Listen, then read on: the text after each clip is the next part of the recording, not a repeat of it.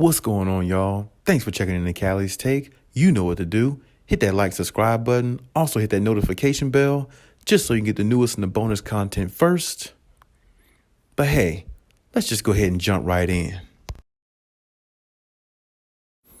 At this point, you just really got to ask yourself, can the Lakers get any worse than what they are? I mean, they not only have problems all around the board, but they're very visible. And at this point, you just ask yourself, what more can LeBron do? And can they get any worse as a team? I mean, last night looking at them play against the Phoenix Suns, even though they don't have Anthony Davis, you still don't have to give up 48 points in the first quarter. That's just unacceptable basketball. I mean, you're talking about a team that's really lifeless. The Lakers are really lifeless. I feel like the Lakers have given up on this season. I feel like the Lakers have really checked out. And I feel like LeBron definitely has too, even though he's putting up decent stats. But I feel like it's just really stat padding at this point because he knows his team can't win and he knows his team really isn't playing to the level that they should in regards to, how they should perform on the floor every night. And, when you play these other teams, every team the Lakers play where they have young players, they seem to torch the Lakers very easily. And I don't really understand why, because, the Lakers are supposed to be a much better team than this. And this was the team that a lot of people said that was going to make the NBA finals before the season started. And this is why I say all the time, listen to a lot of those NBA analysts. They're very fraud people because they only go by with what they want. They only go by the team that they want to win. They don't really go by the team who's actually better. They don't go by the teams who actually should get anointed as the team that's better or should get more of the praise because they're playing better. It's always, who they feel like they want to see in the NBA finals rather than who possibly could make the NBA finals. And they always seem to put a LeBron team in there just because of what LeBron has accomplished in the past and all that. And I definitely understand that because he's been a household name for years, and for years to come he will be as well, because he's definitely been a great player, one of the greatest we've ever seen.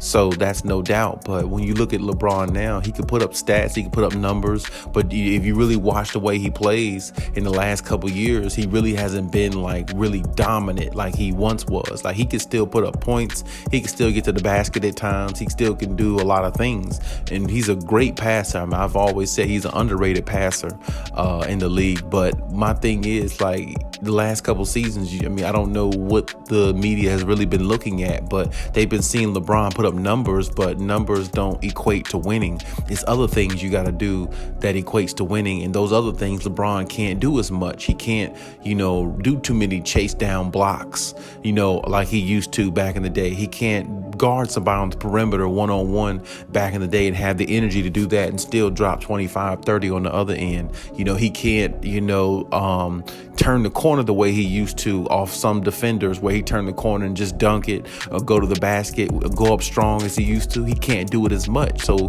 when you look at some of his deficiencies, that doesn't enable him to, dominate the way he does. That means he can't carry a team the way he used to. So, when you look at that in its entirety, the Lakers definitely, were going to suffer at some point anyway, because Anthony Davis can't stay healthy. And when he is out there, he doesn't play like a top 10 player a lot of times. He's getting schooled by guys like this year.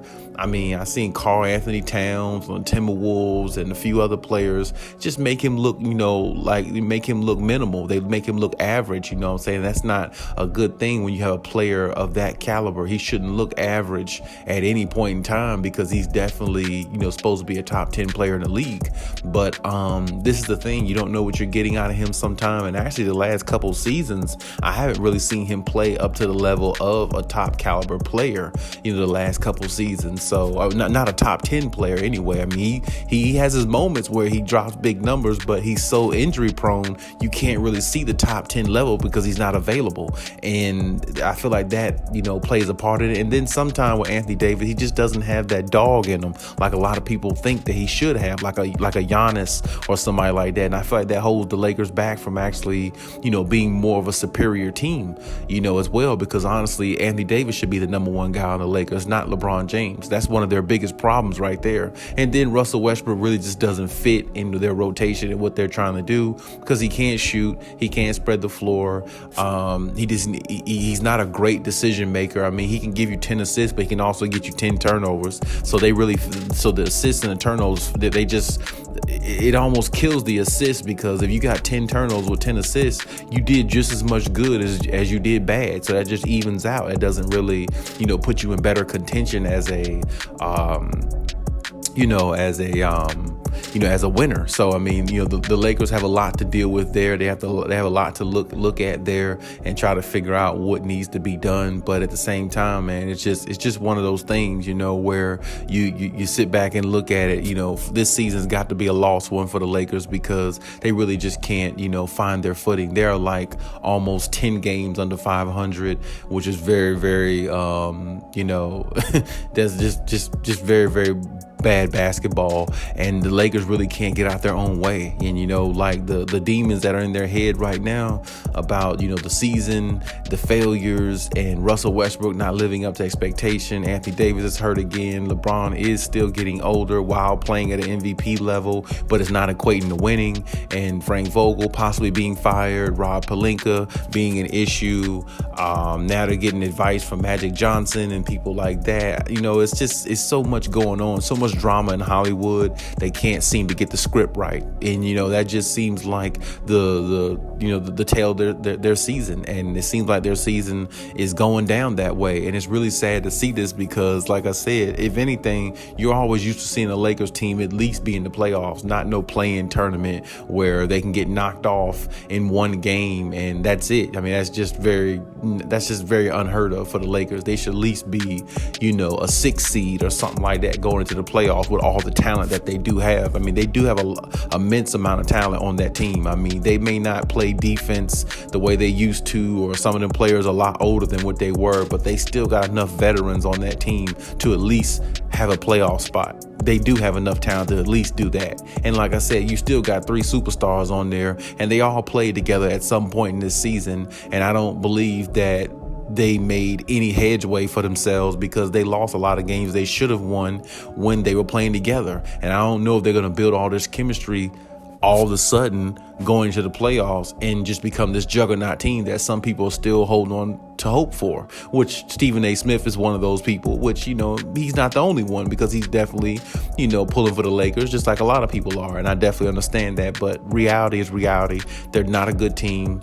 And when you hear Shannon Sharp say that, because he's the biggest LeBron supporter ever, I mean, I feel like, it's got to be his brother from another mother, the way he speaks about him. So, but when you hear Shannon Sharp, the big so-called Laker fan, say that, it says a lot about, what this team is done, which isn't much. It says that they're really not who they think they are. And a lot of people boost their head up, and it just wasn't a good fit all the way around. Is Westbrook, the whole operation, and the Lakers just not in a good state right now. And I feel like, this is going to make LeBron's decision a lot easier to leave if he decides to this offseason, because he just can't play with Russell Westbrook, and that's just the way it is. Russell Westbrook he's just not for LeBron James. LeBron's really not for him. I mean, they just can't really gel.